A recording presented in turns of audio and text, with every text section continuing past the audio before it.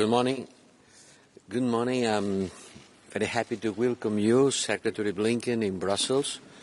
We just had a very good bilateral meeting marking our great transatlantic cooperation. Now we will co-chair the EU-U.S. Energy Council, and later we will see each other also at the NATO ministerial. Allow me some words about our bilateral discussion. Certainly we start discussing and talking about the Russia war in Ukraine, the situation in Ethiopia, the Central African Republic, and the Middle East peace process. It's more than 1 year ago that Putin started destroying Ukraine, and it seems determined to continue with his brutal bloodshed and destruction. And he still escalates further despite not achieving anything. His newest nuclear gamble with the nuclear weapons moved to Belarus constitutes a new escalation and poses a direct threat to European security. And this comes, ironically, after Chinese President Xi visited Moscow and mentioned the need for peace, and they agreed on the need to not deploy nuclear arms abroad. And some days later, Russia deployed tactical weapons, nuclear tactical weapons in Belarus. We have been discussing with Secretary Blinken about the role of China on supporting Russia's blatant violation of the United Nations Charter. There is a clear expectation from a permanent member of the Security Council to stand up in defense of international rules-based order. And China has a moral duty to contribute to a fair peace. They cannot be siding with the aggressor. They cannot be militarily supporting the aggression. This is our message to China. From today's meeting and from all the European Union's visits going to Beijing. Today, President von der Leyen will be in Beijing with French President Macron. The Spanish Prime Minister Sanchez was there last week, and I will travel next week too. So as you see, a lot of Europeans going to China. But we have been clear with China that its position on Russia's atrocities and war crimes will determine the quality of our relations with Beijing. In the meantime, the European Union stands united, and our transatlantic community remains also united. We are committed to continue supporting Ukraine in its self-defense, and we will maintain the collective pressure on Russia to stop the widespread violations of international law. We are doing everything we can, militarily, politically, and providing financial support to ensure that Ukraine prevails. We also talk about the Middle East, and we shared our concerns about the vicious cycle of violence in Israel and the occupied Palestinian territories. The latest developments painfully demonstrate that the path towards the resolution of the Israel-Palestinian conflict is urgently needed. I appreciated the recent U.S. mediation efforts in Aqaba and Sharm el-Sheikh, and I also shared with you, Secretary Blinken, about my efforts together with partners in the Arab world to try to revive peace efforts by building on the Arab Peace Initiative and adding European peace contribution to it. We also discussed about some topics in Africa.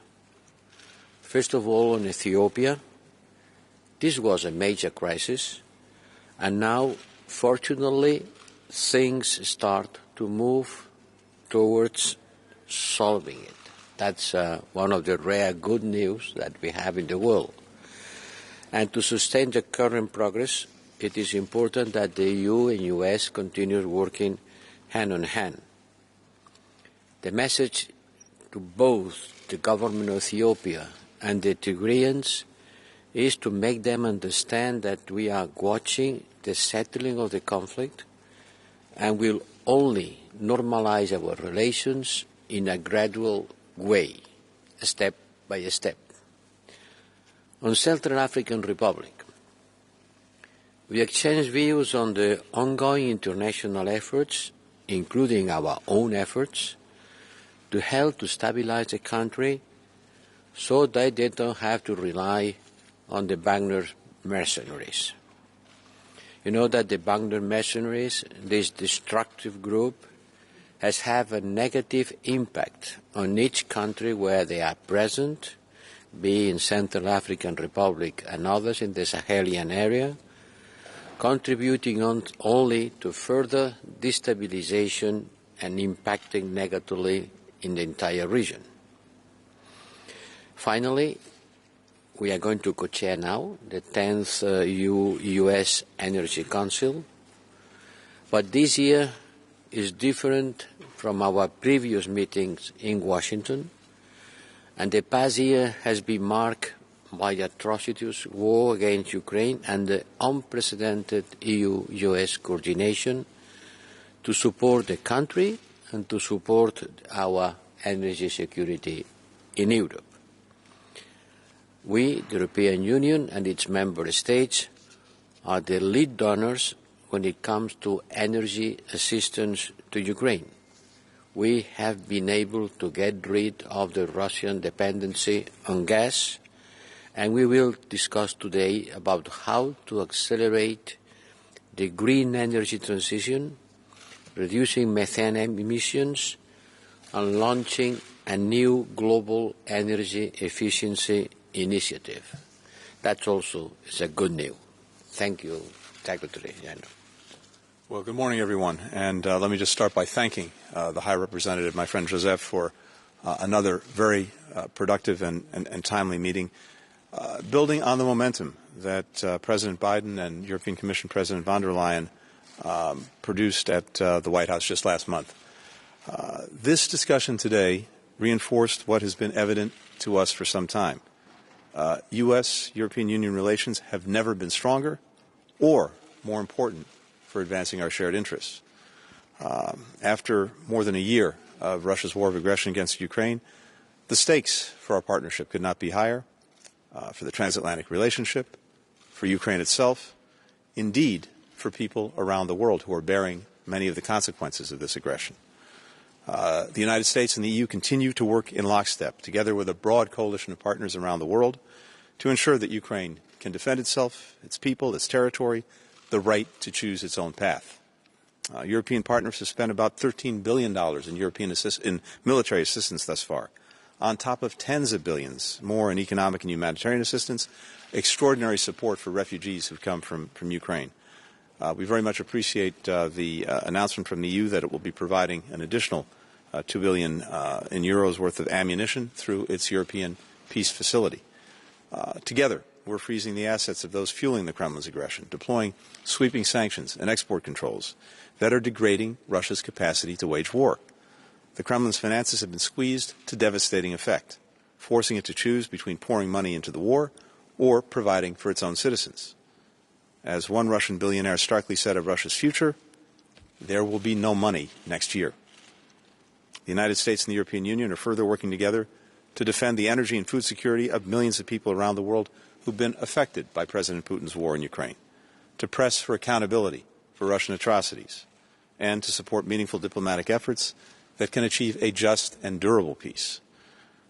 Josep and I also discussed the United States and Europe's unprecedented cooperation on energy security. Indeed, we'll take that up in more detail in a few minutes.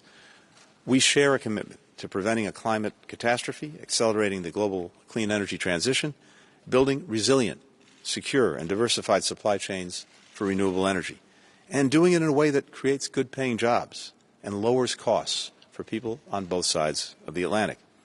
Russia's weaponization of energy has underscored the urgency of that task and an opportunity to accelerate our progress. And so over the past year, the United States and Europe have thrown our energy security cooperation into even higher gear. In 2022, the United States exported 56 billion cubic meters of liquefied natural gas to Europe. That is 40% of Europe's total imports. It's a 140% increase over our LNG exports to Europe the previous year. The European Union cut dependence on Russian gas from nearly 40% at the start of the war to about 15% by the end of 2022. That is extraordinary. When we convene the Council in a few minutes, we will focus on how we can further reduce European dependence on Russian energy and boost the Euro-Atlantic region's clean energy production. We also spoke about our continued partnership on economic security.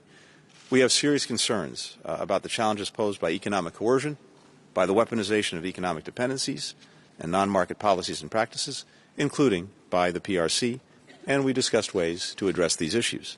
Later this spring, we'll hold another meeting of the U.S.-EU Trade and Technology Council, where these and other priorities will be on the agenda.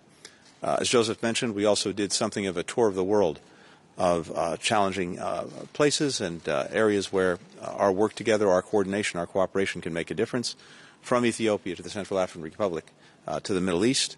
And in all of these areas, the coordination between the United States and the European Union is as great, and indeed I would say greater, than it's ever been. Finally, running through our conversation was our focus on revitalizing our democracies and our democratic values, which bind us and which brought hundreds of partners together just this week around the world and in Washington for the Summit for Democracy.